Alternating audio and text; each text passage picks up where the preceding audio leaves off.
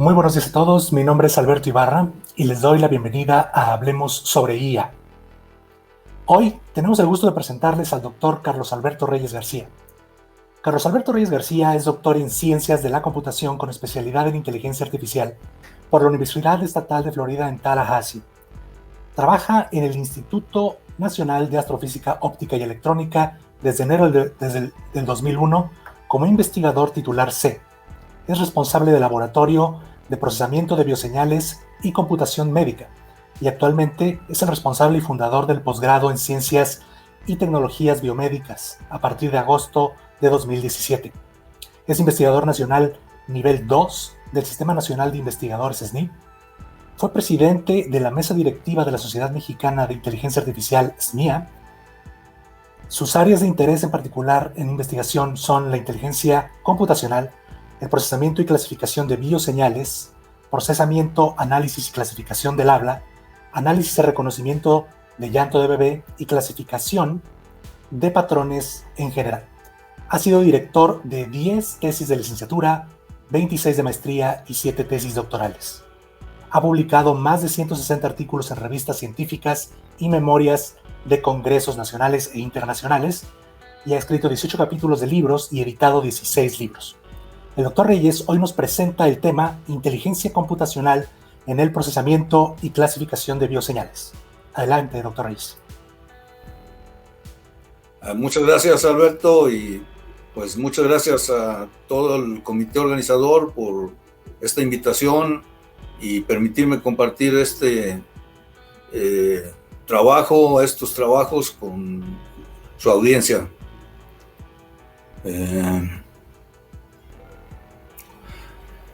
Bueno, como por ahí ya oyeron, bueno, antes que nada, buenos días a todos. Espero que pues esta plática les resulte de interés. Yo trabajo en el INAOE y pues este trabajo se ha estado desarrollando durante un buen tiempo hasta la fecha y pues cada vez trabajando con más tipos de bioseñales y siempre aplicando la inteligencia computacional, que como saben pues es una de las áreas de la inteligencia artificial.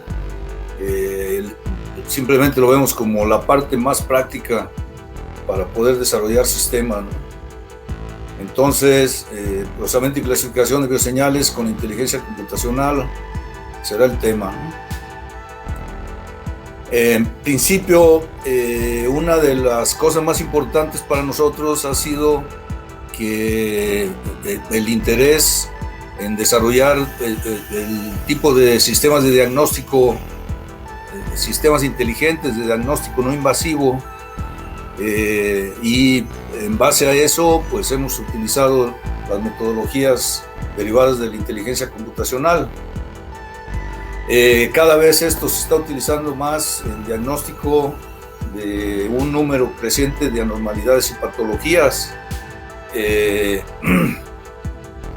y esto ha hecho que pues los sistemas cada vez sean mejores, a partir de sensores cada vez más finos también. Se procesa a través de la computadora y se emite un diagnóstico que al final pues es algo que le va a servir al médico. Y una cosa muy importante para nosotros ha sido que sabemos que los médicos, si toman en cuenta este sistema, lo van a tomar como una segunda opinión, por lo cual esto siempre lo consideramos, sobre todo al hacer reportes, porque pues hemos detectado que a los médicos no les gusta que les digan que los sistemas computacionales diagnostican en lugar de ellos.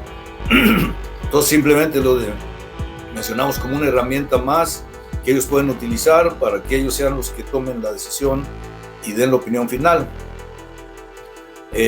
Ahora, con respecto a las bioseñales, en este caso son todo tipo de señales que pueden ser medidas y controladas en los seres biológicos.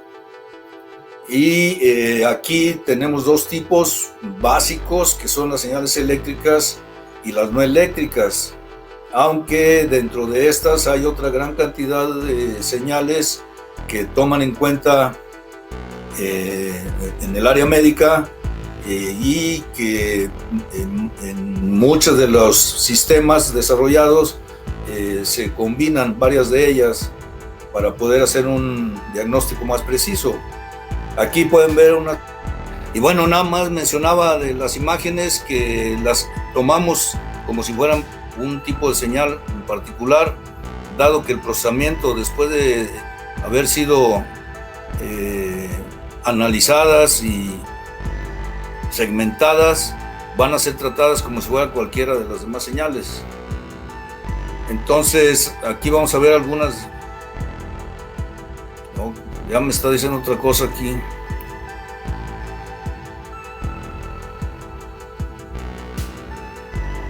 Continúe, se ve todo bien. Dice, la página anterior te envía a SlideShare.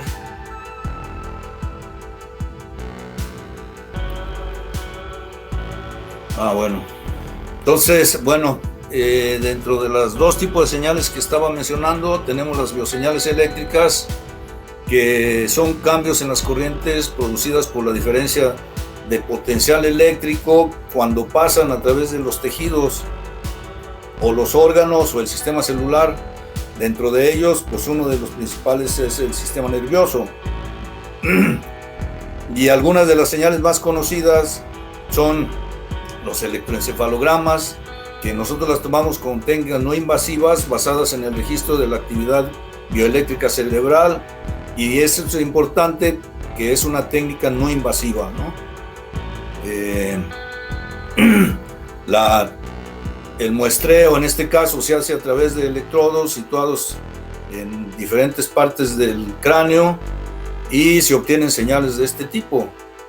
Cada uno de las señales es un canal y pueden ser analizados por separado o todos en conjunto.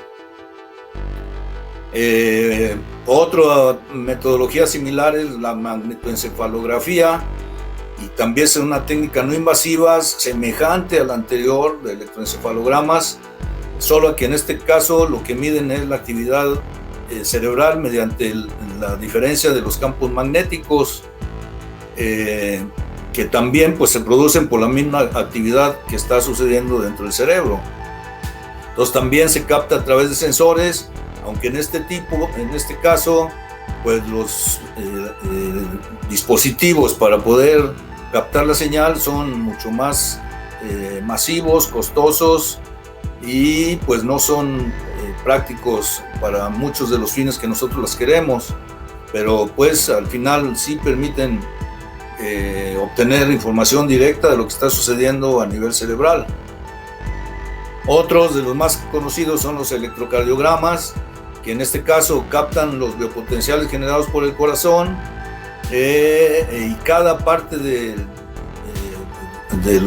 órgano completo puede ser también separada y saber cómo está funcionando cada una de esas, cada uno de los componentes, y al final la composición de las señales de todas las partes que integran el corazón pues forman la señal típica, que es la que realmente se trabaja al final, que es la curva PQRSTU, y entre esos picos es donde tenemos la información para poder hacer diagnósticos o establecer el funcionamiento del corazón. Ahora, para captar lo que está sucediendo en el corazón, pues hay diversos dispositivos, desde el estetoscopio simple que usan los médicos y que puede ser también electrónico, o dispositivos más precisos que permiten obtener o medir el funcionamiento del corazón en diferentes partes del cuerpo, por lo cual pues prácticamente por cualquier lugar donde pase la sangre es posible medir este funcionamiento. Y un caso especial aquí que quiero mencionar son las señales aromáticas, que se refiere al uso de narices electrónicas, en los cuales a partir de, en este caso, para lo que son sistemas de diagnóstico, nos interesa la medición del aliento de las personas y por ese medio poder diagnosticar patologías, pero igual se puede usar para hacer medición de gases y aromas en general en condiciones controladas. Este pues dispositivo pues por dentro no es otra cosa más que un arreglo ahí de sensores con diferentes aleaciones y cada uno da una huella aromática que al final también compuesta forman la huella completa aromática del compuesto que se está analizando, ¿no? Entonces es otra vez señales que se vuelven vectores y al final permiten hacer procesamiento o clasificación. Y las bioseñales no eléctricas, pues tenemos señales mecánicas que en este caso se miden por medio de mecanomiogramas o vibromiogramas o sonido muscular. Tenemos señales químicas como son el pH y la oxigenación. Señales visuales, aquí tenemos los movimientos generales corpóreos, que estos se utilizan incluso también mucho para ver el estado físico en bebés, incluso a nivel feto. Es posible también establecer algunas desórdenes a través de analizar los movimientos generales. Las expresiones faciales, que cada vez son más utilizadas con fines de comunicación y para pues detectar emociones en personas o para nosotros lo utilizamos mucho en el caso de niños con el síndrome del espectro autista, y tenemos también los signos, el lenguaje de signos y el lenguaje corporal en general, que también transmiten información directa que puede ser procesada.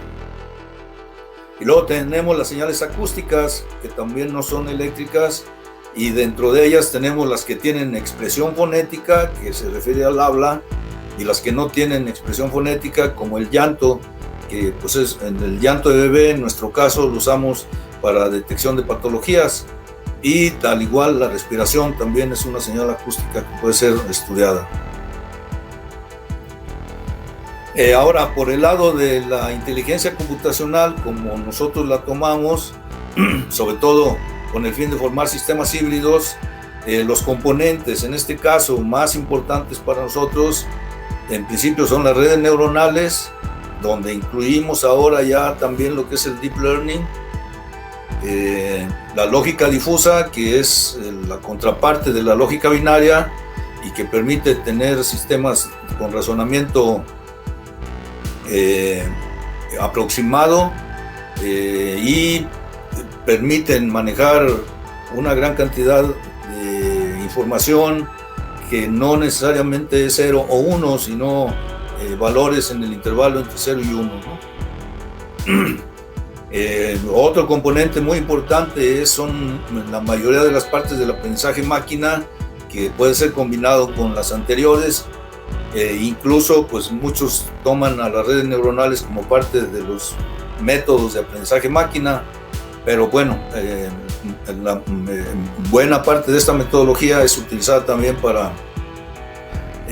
componentes de inteligencia computacional, y el complemento son los algoritmos bioinspirados, que en este caso pues incluyen los algoritmos genéticos, todos los algoritmos evolutivos y algunos otros como son los sistemas inmunes, los sistemas también de optimización por medio de enjambres o por medio de colonias de hormigas, etc. Aunque cada uno de estos componentes tienen sus propias ventajas y desventajas que ahorita voy a mostrar, lo que nos interesan es aprovechar las ventajas que tienen cada uno de ellos y hacer combinaciones, y que al final es lo que forma la inteligencia computacional. En esta intersección es donde se forman los sistemas híbridos, y aquí pues se trata de hacer lo que se conoce como simbiosis sinergística, al hacer combinaciones que resulten adecuadas y que permitan resaltar el potencial de cada una de estas metodologías. Esto, para nosotros, una guía es algo así como esta tabla, y si ven aquí tenemos una comparación de las capacidades de los sistemas difusos, las redes neuronales, los algoritmos genéticos, el control convencional, como lo conocemos, y la inteligencia artificial simbólica o tradicional. Esto está medido en base a las propiedades que tienen del manejo de información y en principio tanto de representación como del modelado matemático. Si ven aquí pues la tabla, lo que refleja es la capacidad que tienen de qué tan buenos son. Si tienen una B, la MMB es más o menos bueno, MMM es más o menos malo y la M es malo. Entonces, para cada uno de ellos, si lo analizamos con respecto a las propiedades que tienen, por ejemplo, vemos que para modelado matemático los tres primeros pues no son muy buenos, ¿no? Bueno, el primero es más o menos bueno, los dos que siguen son malos, y luego el control convencional es bueno y la inteligencia artificial es más o menos mala. En principio, pues, por ejemplo, las redes neuronales y los algoritmos genéticos, pues aquí no es de extrañar, porque estos se le conocen como métodos libres de modelo, porque pues, no hay modelos matemáticos precisos que lo representen. Pero si vemos aquí en algunas otras propiedades de interés, como habilidad de aprendizaje, representación del conocimiento, uso del conocimiento experto, tenemos la no linealidad, habilidad de optimización, tolerancia a fallas, tolerancia a incertidumbre y operaciones en tiempo real. Entonces podemos ver para cada uno que tienen sus fortalezas y debilidades, ¿no? Por ejemplo, los sistemas difusos son buenos para interpretar conocimiento, el uso del conocimiento experto, la no linealidad, y en algo muy importante es todo esto de tolerancia a fallas, tolerancia a la incertidumbre y operaciones en tiempo real. Y de esa forma podemos ir viendo cada uno de los demás, y normalmente se comparan contra los sistemas de control convencional, que pues son realmente basados en modelos matemáticos, y donde solamente pues el modelado matemático y la operación en tiempo real son sus fortalezas, y en todo lo demás pues fallan, ¿no? Sobre todo en tolerancia a fallas, pues no soporta pruebas de ese tipo, ni tolerancia a la incertidumbre. Y la inteligencia artificial tradicional, pues su fortaleza está en representación del conocimiento y en uso del conocimiento experto. Todo lo demás pues también tiene sus deficiencias. Ahora, aquí la importancia es de que, sabiendo que aquí tengo algunas debilidades y aquí tengo algunas debilidades también, pero fortalezas, pues si quiero tener un sistema que aparte de tener todas estas propiedades también pueda aprender, pues hago una combinación de sistemas difusos con redes neuronales, y entonces formo un sistema neurodifuso o fusineural, y entonces ya le agrego la propiedad de aprender, o a las redes neuronales la capacidad incluso descriptiva. Y aquí tendría ya columnas con puros buenos, con una combinación de ambos. Si además lo quiero optimizar, pues agrego algoritmos genéticos y les añado la capacidad de optimización. Entonces la hibridación con este tipo de sistemas resulta útil en ese sentido. Y de ahí salen sistemas de este tipo, ¿no?, que pueden ser combinaciones de cualquiera de estas metodologías: sistemas inmunes, redes neuronales, computación evolutiva, sistemas difusos, y estos son los de enjambres, inteligencia de enjambre. Y al hacer combinaciones, pues tenemos los híbridos que estoy mencionando, que pues prácticamente se vuelven una combinación que no se limita a 2, sino que puede ser de 3 o de más de ellos, ¿no? Y eso es lo que se busca, que tengamos sistemas muy robustos con todas las fortalezas en el manejo de la información que se está queriendo aprovechar, ¿no? Ahora, ya viendo lo que es estos sistemas, utilizando en las señales o los tipos de señales que he descrito, aquí este es un ejemplo de lo que hacemos con las señales acústicas. Y por ejemplo, en este caso es una frase hablada, que esta es la forma en que se ve, si lo vemos como un archivo .wav y lo desplegamos, esto es lo que veríamos. Y aquí lo que tenemos es amplitud contra tiempo, y hay una gran cantidad de información que está aquí, que puede ser extraída, y es la que se aprovecha. Toda la información está pues presente, y lo único que se requiere es ver de qué forma se extrae. Aquí es una frase, pero el que lo está hablando, además de querer transmitir una información, pues también está expresando emociones, por ejemplo, que también es una parte que nos interesa mucho, y que es el ejemplo que voy a mostrar enseguida. Aquí está, esa es su transcripción fonética, que también se obtiene después de hacer un cierto procesamiento. Y bueno, no lo vamos a ir.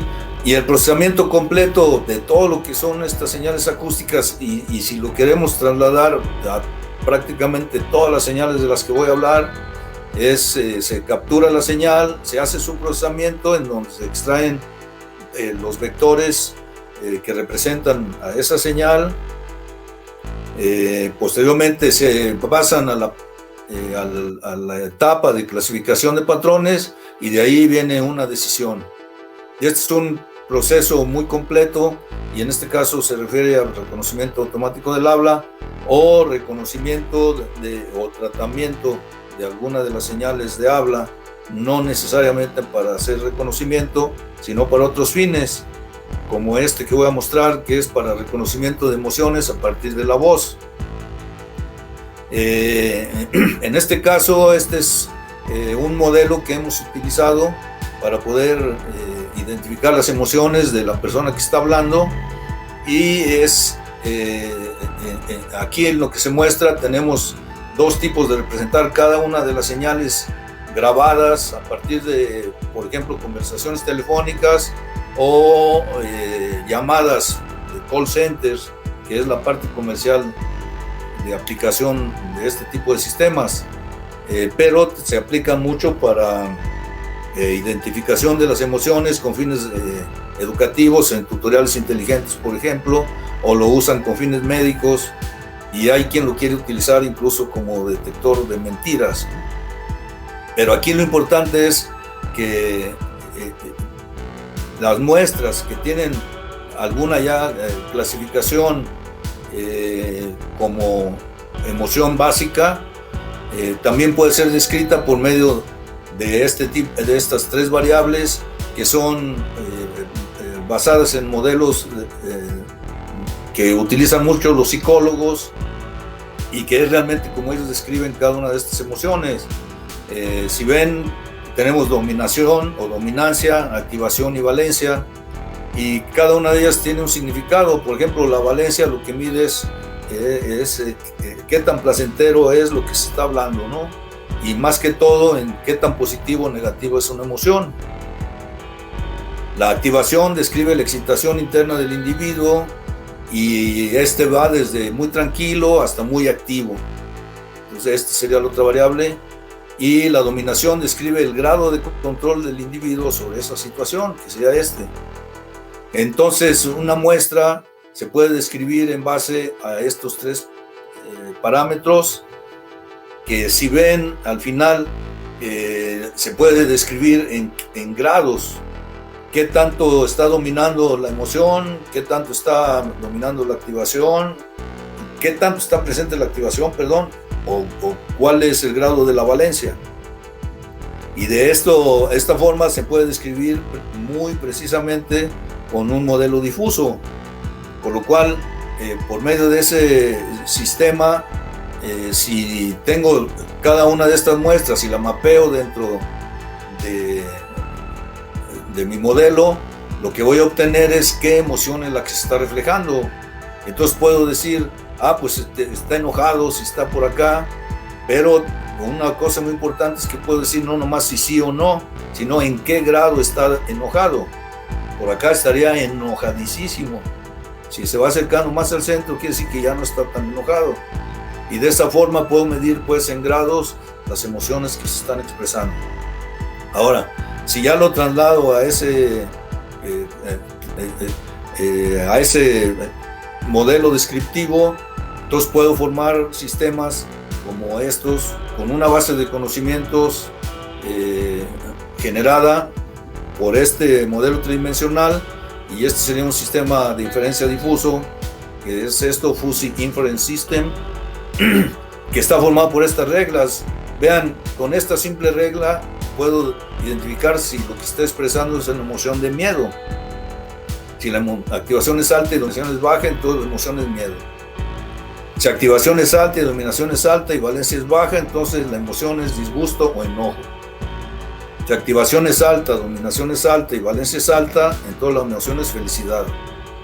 Si activación es baja, dominación es baja y valencia es alta, la emoción es aburrimiento o neutro.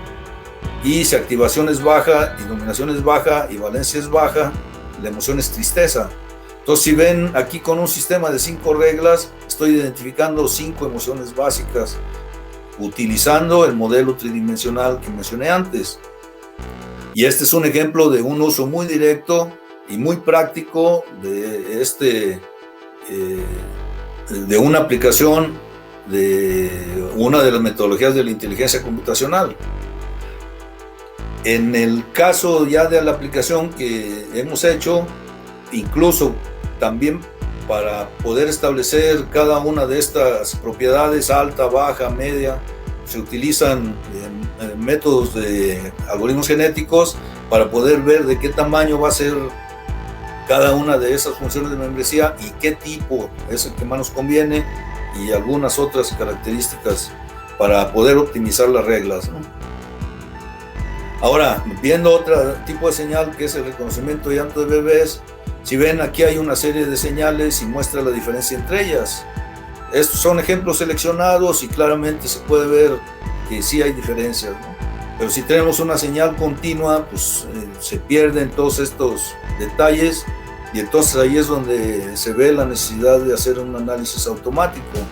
Pero aquí tenemos un llanto de hambre, un llanto de hipoacusia, que son de los bebés sordos, y llanto de dolor, que pues se ve claramente que tienen diferencias, y eso es lo que se aprovecha en los modelos de clasificación.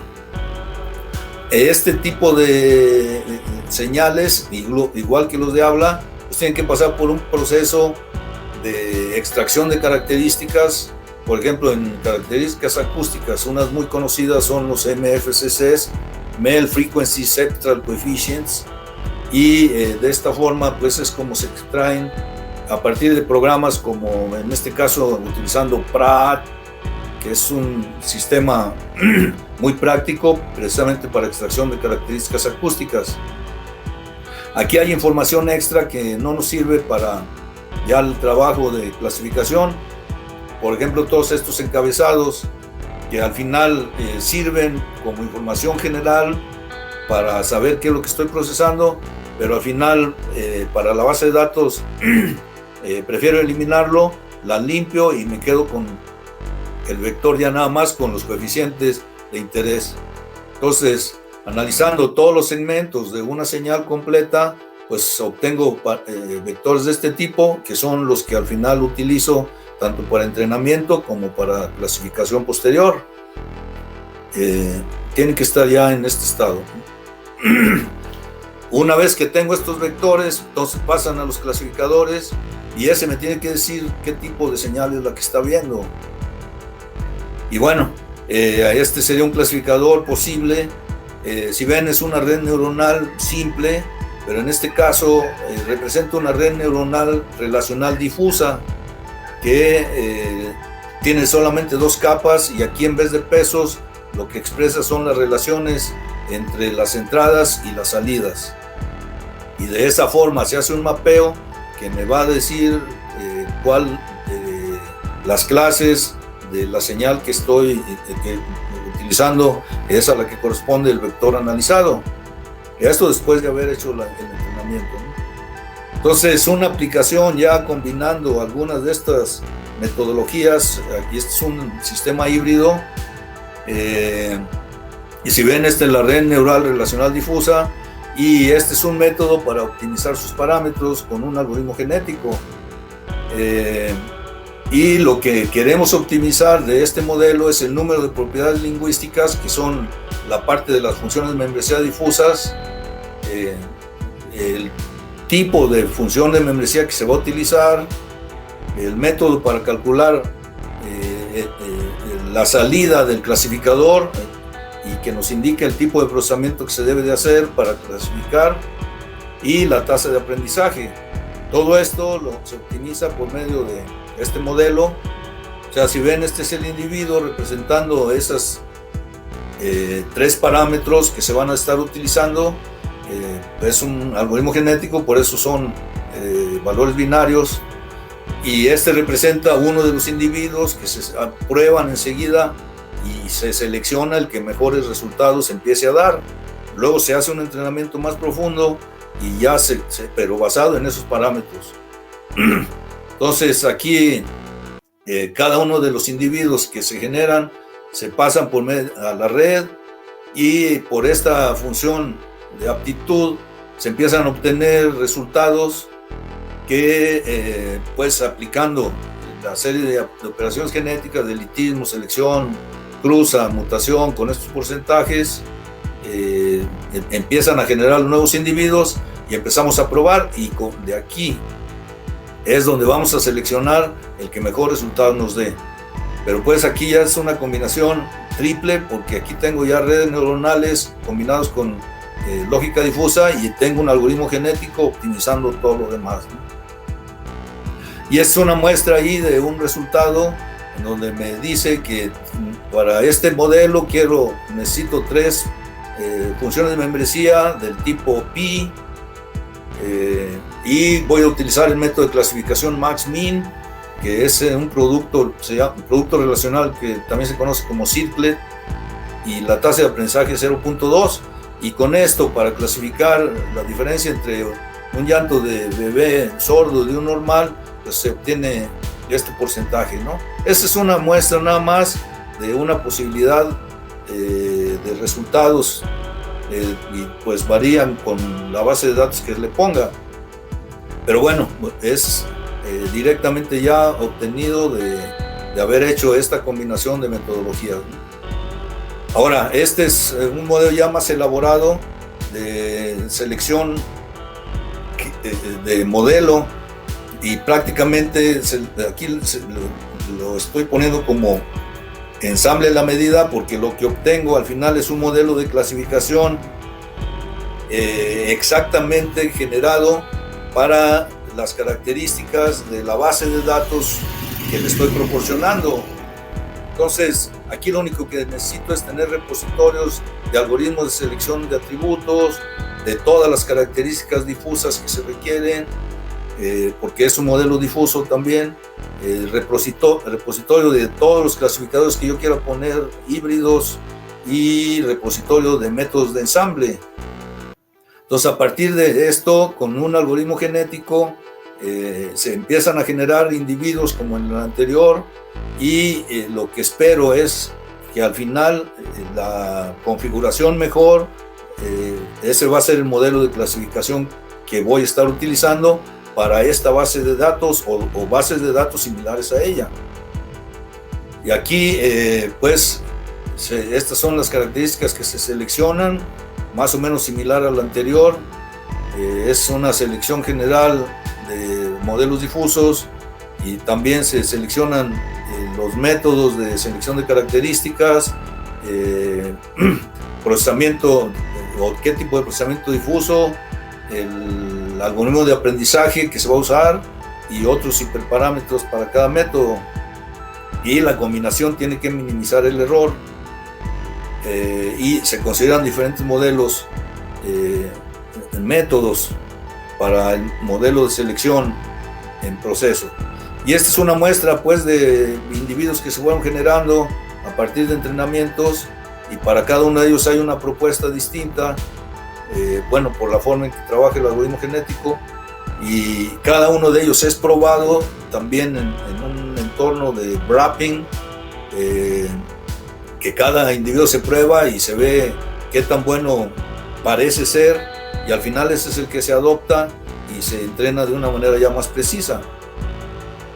Ahora, ya un poco más elaborado y utilizando métodos más actuales, pues hemos estado utilizando también métodos de Deep Learning, y pues dado ahorita las necesidades de combatir el COVID, pues se ha estado trabajando en un sistema para clasificar muestras de tos y saber si una persona tiene COVID o no.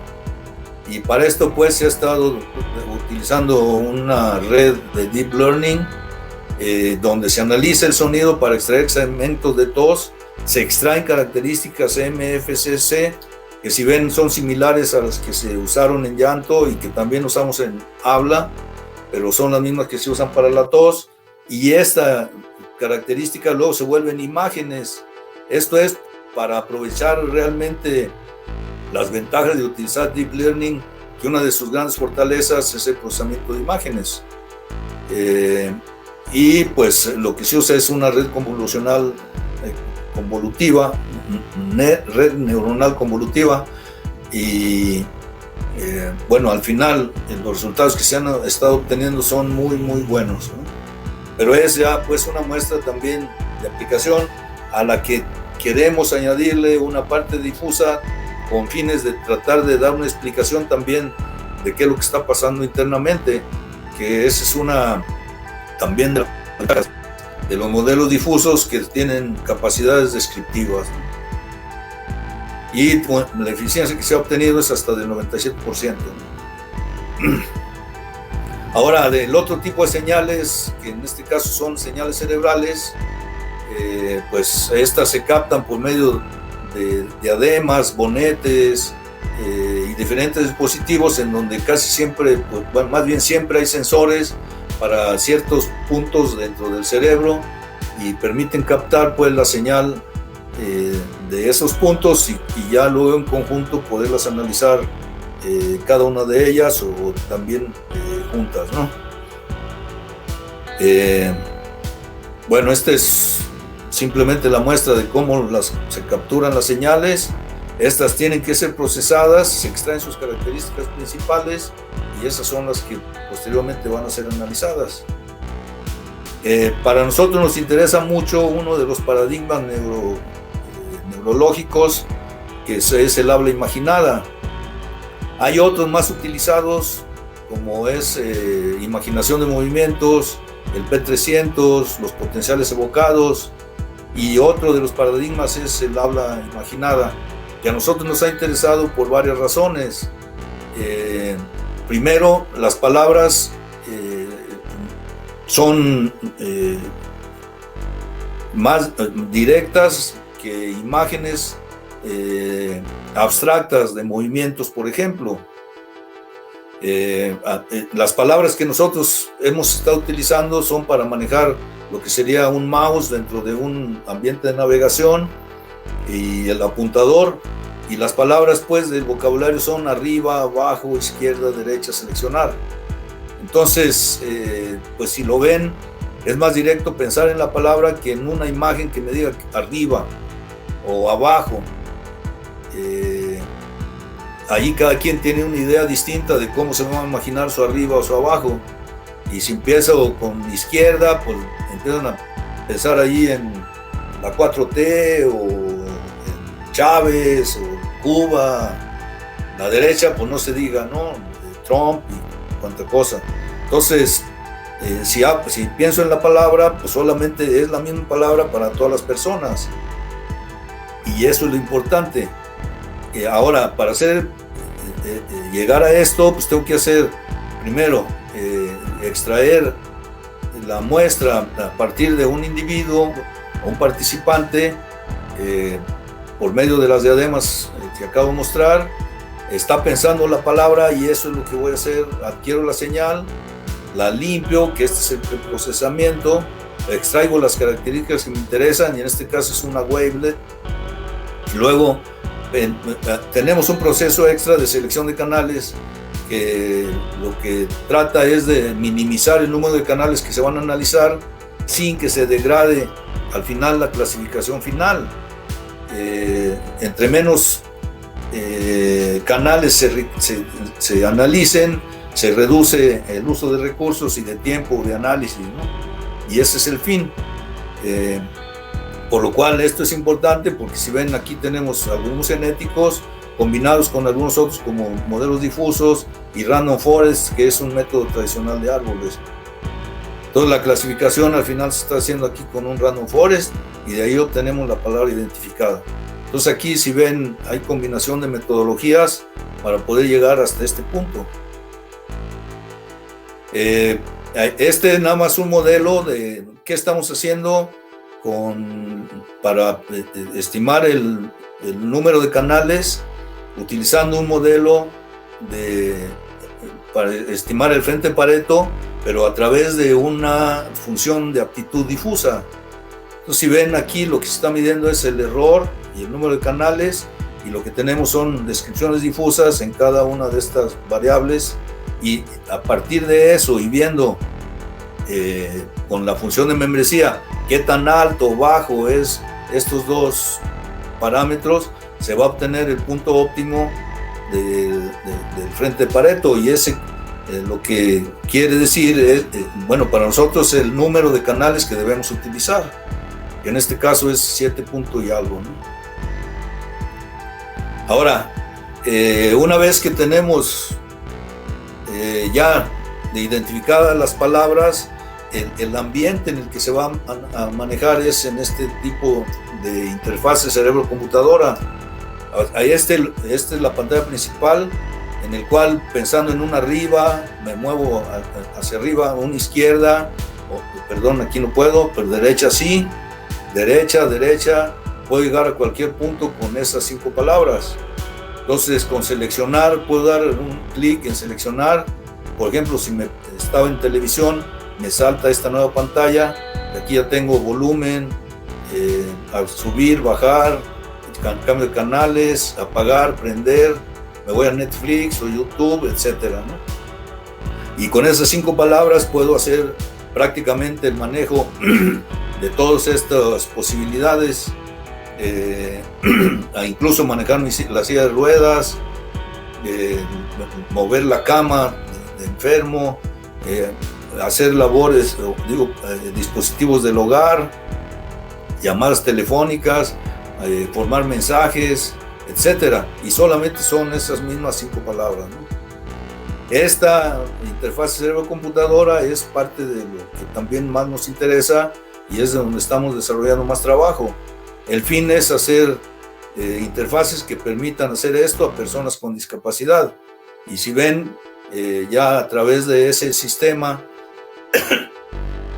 tenemos ya todas las bases prácticamente para poder hacer directamente estas funciones.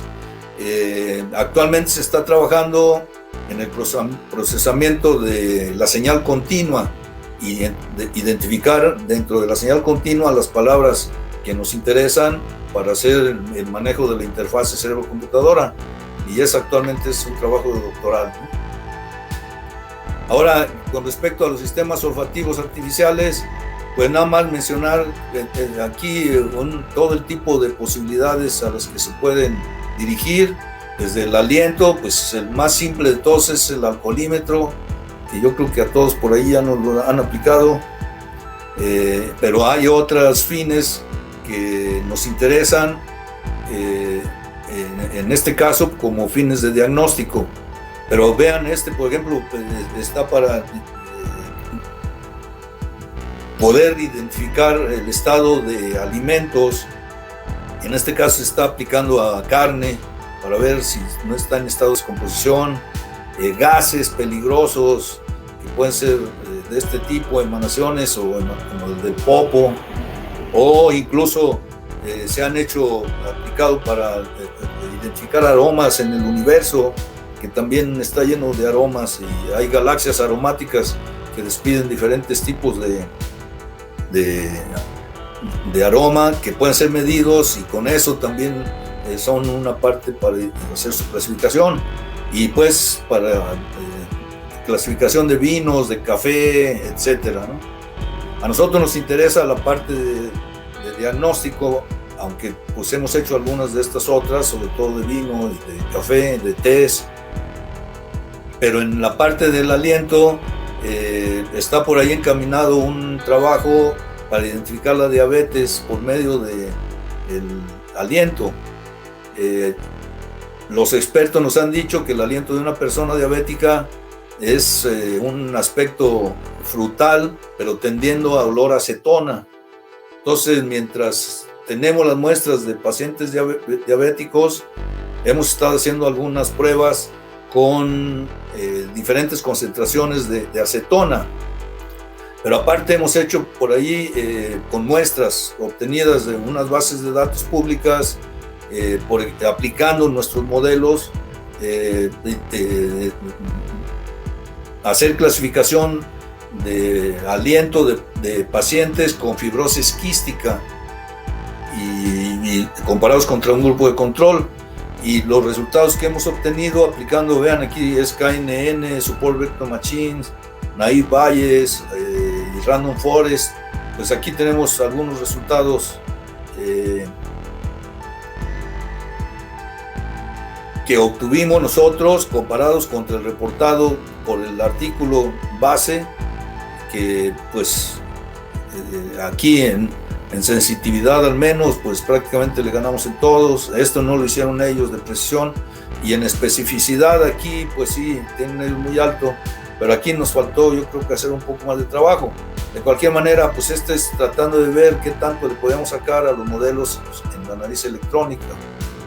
Y estos son los resultados con diferentes concentraciones de acetona para cada uno de los clasificadores que se mencionan. Y este es utilizando la nariz electrónica que tenemos, que es una EDK Pro, y pues este sí directamente ya fueron extraídos por nosotros, ¿no? Aquí todavía falta mucho trabajo que hacer, lo quería mencionar porque pues es de mucho interés, y creo que puede haber gente que se interese también en seguir trabajando en esto. Y pues en sí lo que queremos es utilizar este mismo tipo de modelos y ampliarlo a más señales, aunque pues ahora yo tuve que también reducir el número de ejemplos por cuestiones de tiempo, ¿no? Y pues nada más concluyendo que esta parte de inteligencia computacional que acabo de mostrar puede formar una gran cantidad de modelos muy útiles, y pues engloban en una parte práctica de la inteligencia artificial que puede ser de un uso muy amplio, ¿no? Y pues por mi parte era todo, y pues gracias por su atención, y pues sí, los esperamos en INAOE. Muchísimas gracias, doctor Reyes. Bueno, tenemos todavía un par de minutitos para algunas preguntas, entonces vamos a ellas. Nos pregunta Luis III, estos algoritmos de Deep Learning, ¿cómo se podrían aplicar para la farmacovigilancia de los pacientes con COVID, dengue, etcétera? Para la farmacovigilancia, dice. Así es. Bueno, pues por el lado nuestro, una de las posibilidades es hacer el seguimiento de su tos, ¿no? Como me parece que es uno de los síntomas más persistentes, y pues puede ser una de las maneras de irlo monitoreando durante todo el tiempo que se encuentre en peligro o que siga siendo positivo, ¿no? Claro. La misma prueba de la tos puede estar dando ya un patrón que les puede decir a los médicos si va sanando o no, porque incluso pues también se trata de decir en qué grado creemos que todavía se encuentra, ¿no? Y esa es la parte interesante ahí de incluir la lógica difusa. Excelente. Muy bien. Bueno, por acá tengo otra pregunta. Además de las mencionadas, ¿qué otras patologías se han podido identificar a través de esta tecnología y con qué nivel de precisión? Bueno, es que depende no sé de qué tipo de bioseñal se refiera, pero en cuestiones de llanto, pues identificamos la hipoacusia, la asfixia, hiperbilirrubinemia, hipotiroidismo en bebés, directamente con el llanto. En personas adultas con el habla, pues hemos identificado problemas en las cuerdas vocales, laringitis, incluso cáncer, ¿no? Con expresiones faciales se ha podido identificar incluso principios de Parkinson, principios de parálisis facial, incluso seguimiento en tratamientos de parálisis facial cuando ya están en terapias. Y bueno, cada una de las señales tiene alguna fortaleza en donde se aplica más hacia ciertas patologías que a otras, ¿no? Claro. En la cuestión de electroencefalogramas y otro tipo de neuroimágenes cerebrales, se está trabajando, por ejemplo, en la identificación de esquizofrenia, en estudiar la atención de las personas en niños y adultos.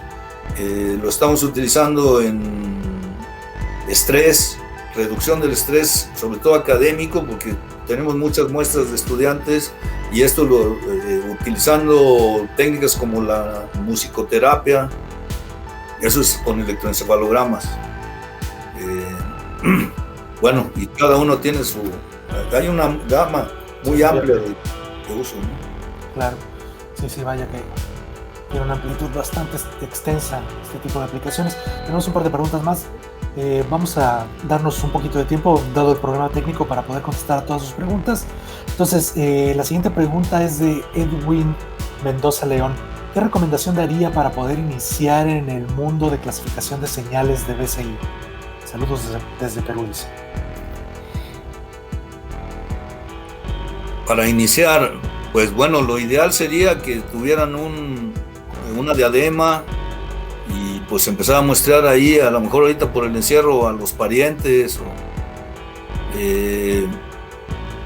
o partir de bases de datos que por ahí ya existen y empezar a establecer pues algún tipo de aplicación de interés. Las interfaces cerebro-computadora inicialmente fueron dirigidas a juegos y en ese caso pues es hasta divertido, ¿no? Estar haciendo alguna aplicación. Hay algunas diademas que vienen con programas ya incluidos, como por ejemplo el Emotiv, como el que yo mostré, tiene un suite para, incluso es para entrenamiento precisamente de las personas, para empujar, jalar, mover un cubo, que hace que eso sea muy entretenido, porque pues en principio ver si sí lo puedo mover o no, pero con ese tipo de entrenamiento se han utilizado, por ejemplo, para manejo de coche, solamente con la mente, ¿no? Pensando en izquierda, derecha, frente, frenar, etcétera, ¿no? Entonces, hay bases de datos, hay diademas incluso muy simples y económicas actualmente, que pueden ser un principio, ¿no?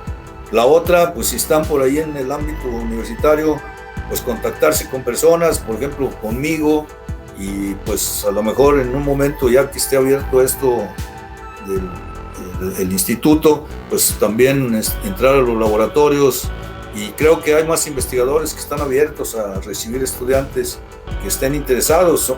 Pues lo que necesitamos muchas veces son eso, estudiantes que quieran hacer cosas, ¿no? Claro.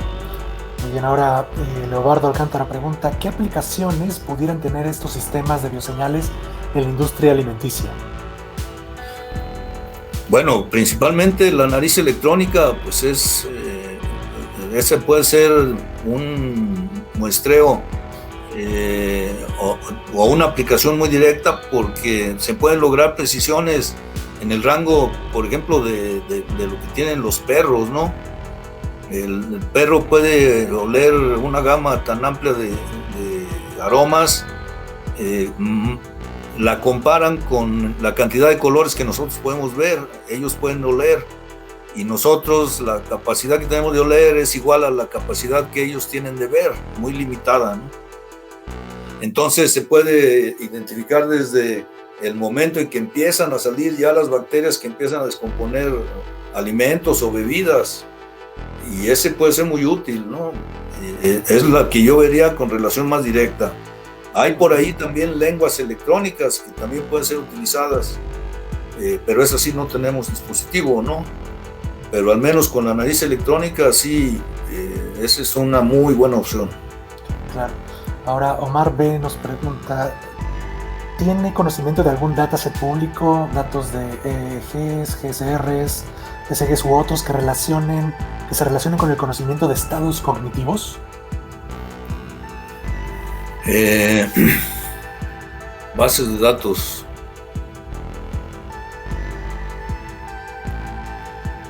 Sí, públicas. Ahora, como sistemas de estos como Kaggle o alguna plataforma que distribuya datos genéricos públicos.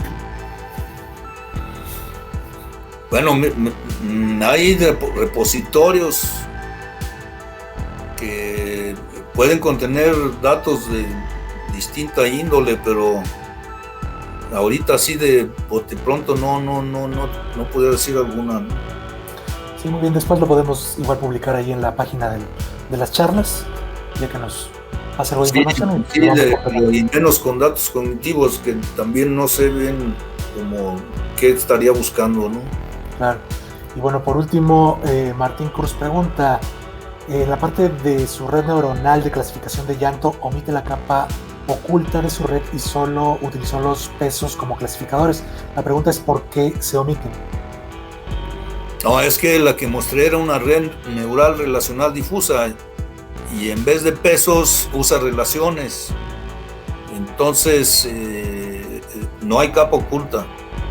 Las relaciones son directamente un mapeo entre los vectores de entrada y las clases de salida, y se hace por medio de productos relacionales. Entonces lo que refleja ahí es el producto relacional que se acaba de encontrar en cada una de las fases de entrenamiento. El entrenamiento se hace como tipo backpropagation, pero lo que refleja son relaciones. O sea que sí tienen sentido cada uno de esos valores, a diferencia de los pesos comunes, ¿no? Claro, muy bien. Bueno, pues ya nos pasamos un poquito del tiempo. Creo que pudimos contestar a todas las preguntas. Muchísimas gracias, doctor Reyes, por su participación. Un tema interesantísimo y que, bueno, ya ahí detonó muchos intereses. Los invitamos ahí a visitar el micrositio de las charlas, en donde están los datos del doctor Reyes para contactarlo. Claro, y bueno, pues lo que mostré realmente es un resumen de todas las posibilidades que puede haber en este campo, en particular de aplicación, que pues si ven son bioseñales que ahora nosotros la estamos utilizando en este nuevo posgrado que tenemos de Ciencia y Tecnologías Biomédicas, y pues por casualidad ya andamos metidos en ese campo que es interminable, ¿no? La gama de aplicaciones es limitada por la imaginación de cada quien. Claro. Sí, los invito a que visiten el sitio. Los interesados, pues también los podemos esperar en INAOE por ahí próximamente. Ahorita ya hay una convocatoria de doctorado, así que también por ese lado pueden empezar a tener contacto con nosotros, ¿no? Excelente, muchísimas gracias, doctor.